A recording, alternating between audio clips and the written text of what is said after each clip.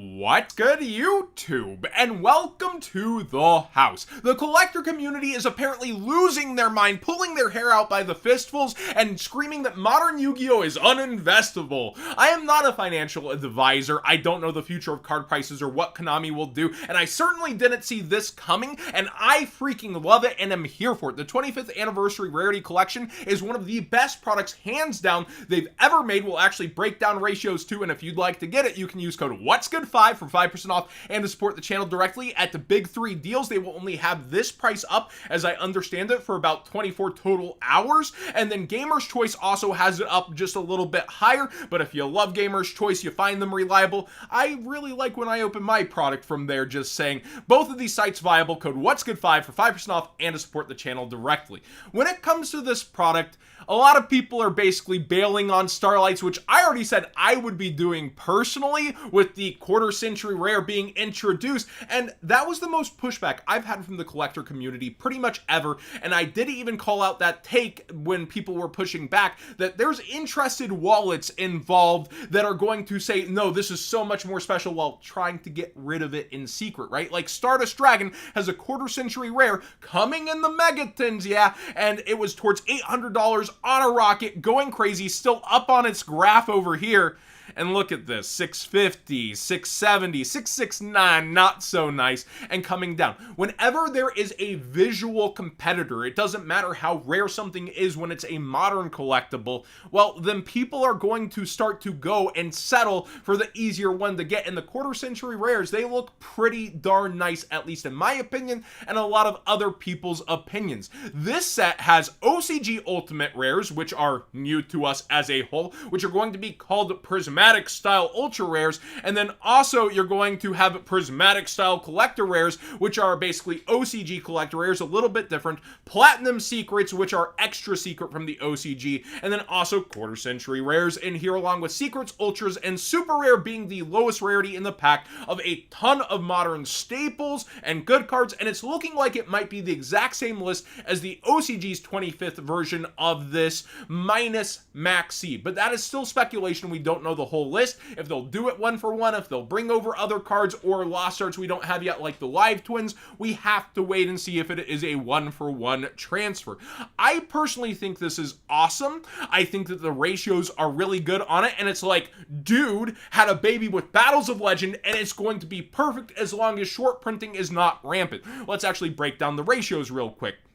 This is a discussion I had after I looked at the very tricky wording on the website, where the wording does read that there's going to be, 2 ultra rares per pack, 5 card packs. It is 24 packs per box, as said by Distro. So it is a normal style box. It's not like the OCG where it's smaller. And each of the ultra rares has a 1 in 6 individual chance of upgrading to a new prismatic style collector rare, or the prismatic style ultra rare, which is basically OCG Ulti, and 1 in 4 secrets will upgrade to a platinum secret or quarter century secret rare. First off, we don't know if that means quarter century secret rare could be really way harder to get than platinum secret, and we'll see a ton of platinum secrets. So we're going on some assumptions with ratios there, with an asterisk grain of salt on how that could be. But here we see that this means there should be about 4 collector rares and 4 ultimate rares from the OCG or this new prismatic style ultra rare per box, which means ratios for chases are going to be wild easy to get. Just over like 5 cases should be getting you about a playset of every single ultimate rare and collector rare. Then quarter century could be way harder to get, and that's assuming no short prints in these high-end slots, which we do know Konami loves to play around, but I feel like they're putting their best foot forward here so far, and I do have some hopium there. Again, Konami can do whatever it wants with the future. That's where this molding conversation comes from. But if we do break it down, like, that's pretty good, and it's only like 6.5 cases if it is a even split on 25ths and platinum secrets to see a playset of each. Again, Konami could be a little tricky with this wording though. We could see quarter century rares kind of the hard thing to get, but take this. Each card can come in every single rarity, meaning that when you look at this set and there's only 79 different cards and you're going to open, 24 packs that have 5 cards each, I think that's around 120 cards, you're likely to get every single card within a box. Twice as expensive as Dude to a degree, and this could get hype beasted up as a product itself, but that's really great. Again, it's like Battles of Legend had a baby with Dude, and then you're getting these extra chase rarities on top of it, as long as the short prints are not rampant. I think when it comes to people molding, there are some fair takes. Baroness is in here collector rare, and Maze of Memories just came out. This is the top collector rare in there, and people are fire selling. I would be molding if I had it too. I understand that. And they did it with super polymerization as a 25th also. It was in the last battles. Next battles comes out super early. Also has a 25th Starlight rare of super poly. I get it. Those kind of reprints are a little bit triggering to a degree, and you thought you had something special you could sit on for a while, play in the metagame, it wouldn't have a competitor, and all of a sudden you're taking this for the WCQ to feel good, and you're stuck with this. Understandable, but saying modern Yu-Gi-Oh's uninvestable and those kind of statements, or saying, I heard this one, that Konami is now like Wizards of the Coast and when everything is shiny, nothing is special. We've been asking for this kind of product in the TCG for ages. Konami's playing fair. You can't please everybody. The Yu-Gi-Oh community loves to complain, but this is awesome. And for there to be these kind of competitors, for there to be these different cards, even if they're the same at times, with such a different spread where everything can be special in the set, yeah, things are going to rise to the top of the set. There will be preferred cards, preferred versions. There will be those special collectibles, and life will move on. With the quarter century versus Starlight argument, I already saw that it was going to go down. Right now, here I see people bailing, and that means, they're either taking that initial gut punch and they didn't love the game all that much, kind of like me with Pokemon. I loved it from my childhood.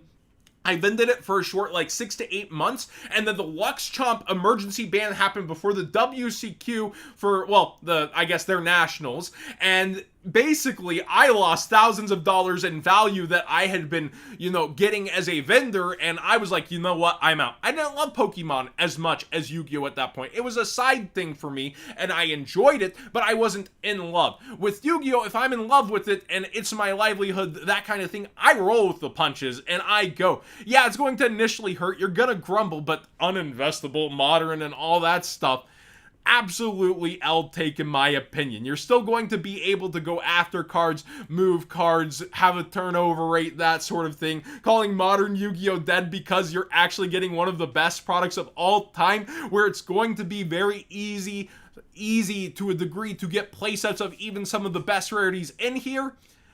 I'm smiling. I think it's a good time personally. But yeah, the collector community is gonna collector community, aka more so the toxic Instagram community calling 25th rares discount starlights and that sort of stuff. I think that this is amazing. It's a great step by Konami. It feels like Konami in 2019 and 2020 early on were headed in a great direction. And then something really reversed during the Crush Card times where maybe old management came back or there were just so many bad decisions. And here we're back in the tournament scene. Things are swinging and it feels like such a step in the right direction after we've been complaining about collector rare sets lacking. We've been asking for different things to happen. And here it is on the doorstep. People still find a way to complain or not understandably. It's understandable if it's you stuck with a Baroness. It's not understandable if you're like, oh, my starlights are worthless to me now. Get out of here. I don't enjoy you. I just can't fathom it personally. But then again, I was already warning you to get rid of starlights if you were in that camp. So sometimes it's good to listen to me. Other times, I'm gonna have L takes too. Thanks for watching my little rant here. I needed to get it off my chest 1,000,000%. And let me know what you think of this. Hopefully you enjoy it. I mean, there are some valid criticisms again, but overall, great home run in my opinion, and I hope Konami looks at you and says, I'll do it again, because I really hope they do it again.